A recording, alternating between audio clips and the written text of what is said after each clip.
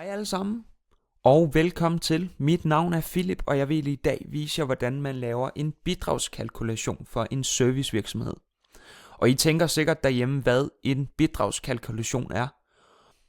Og det er simpelthen der, hvor virksomheden går ind og vurderer de omkostninger, der kan forekomme for at kunne fremstille den her vare, eller købe varer hjem til virksomheden.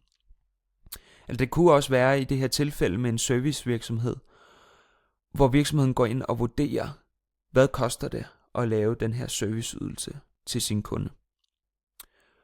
Og jeg har valgt at tage udgangspunkt i en skomager. Han kunne hedde skomager Claus. Skomager Claus har en tilbudspakke, hvor han sælger en ny skosål til sin kunde.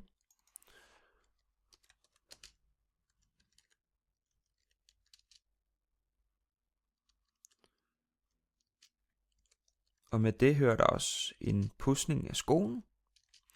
Og han vælger at sælge den for 600 kroner. Skomager Claus har nogle forskellige aktiviteter og omkostninger, der forekommer under den her serviceydelse til kunden. Først og fremmest så har han en sål, han skal have bestilt hjem. Og den kan han købe hjem for, lad os sige, 200 kroner. Og derfor er det en enhed, som kunden ligesom tager. Jeg har valgt at beregne til, at Skomager Claus bruger omkring en halv time på den her serviceydelse til sin kunde. Og han kunne så for eksempel bruge 12 minutter på selve sålen. Og vi vælger at sige, at Skomager Claus skal have 180 kroner i timen.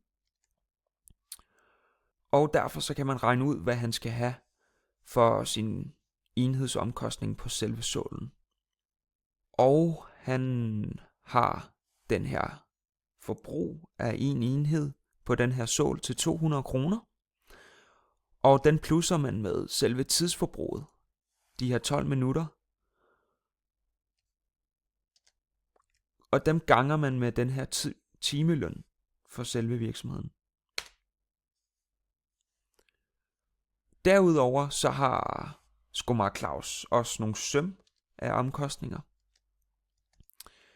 Dem kan han købe hjem for, lad os sige, 50 kroner.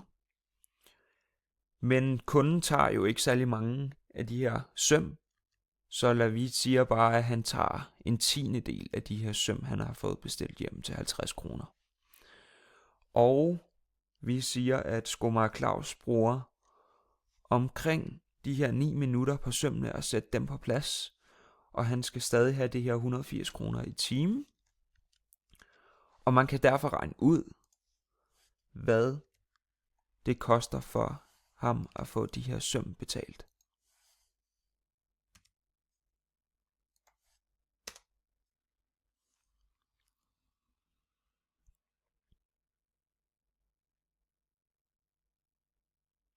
Derudover så har Skomager Claus også noget skolym, der skal købes hjem. Dem kan han købe hjem til 20 kroner for en tube. Og han får jo ikke mistet meget af det her skolim, så han kan tage kun 1% cirka af selve varen på sådan en kunde.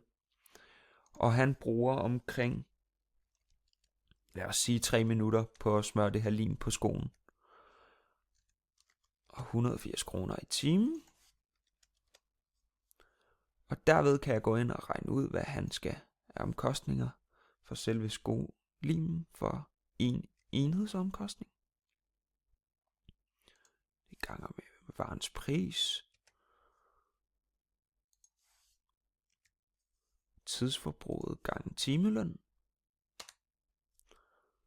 Og derved kan man se, at han bruger 9 kroner på skolimen. Han har også noget skocreme, han skal have betalt, for at kunden kan få pudset sine sko.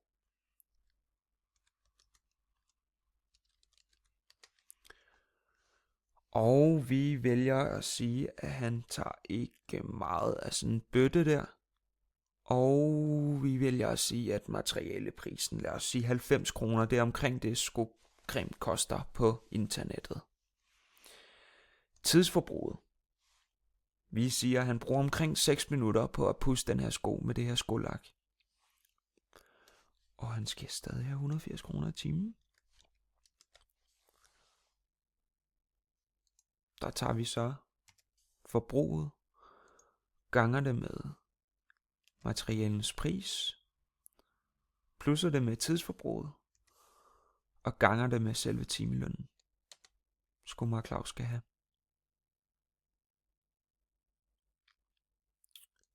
Og der kan jeg godt se, at vi har lavet en fejl her. Vi skal lige have skrevet i 0,1, så ændrer den sig automatisk. Det er jo det smarte ved Excel.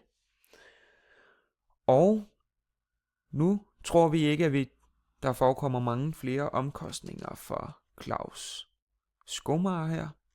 Og derfor så kan jeg jo så regne ud, hvad de her variable enhedsomkostninger, der forekommer for skomager Claus.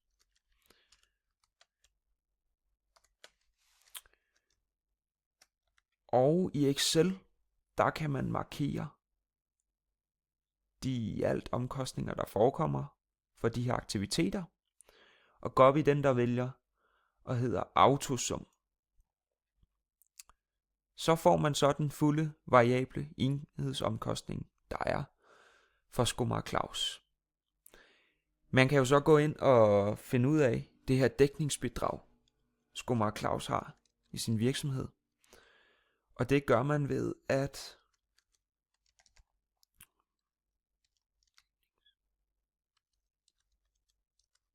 sådan der.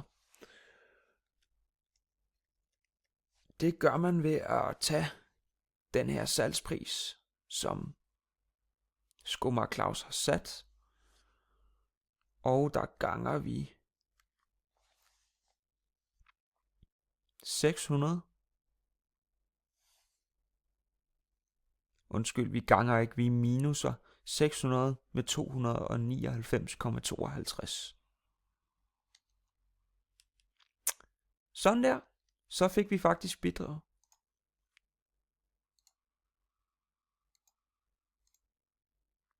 Og der kan vi så se, at skomager Claus, han tjener faktisk reelt 300 kroner på at lave den her sko. Men skomager Claus skal jo også tænke på, at han skal have alle de her omkostninger til leje af lokale, og han har også noget strøm, han har måske også nogle maskiner, han har investeret i. Og alt det her, det hænger jo sammen med resten af de omkostninger, der forekommer i virksomheden. Under den her video, der kan I finde det her link til den her skabelon, jeg har lagt ud. Og I er meget velkommen til at bruge den. Det gør det meget lettere for jer, så I ikke skal gå ind og lave den selv. Jeg takker bare af for i dag, og I må have det godt.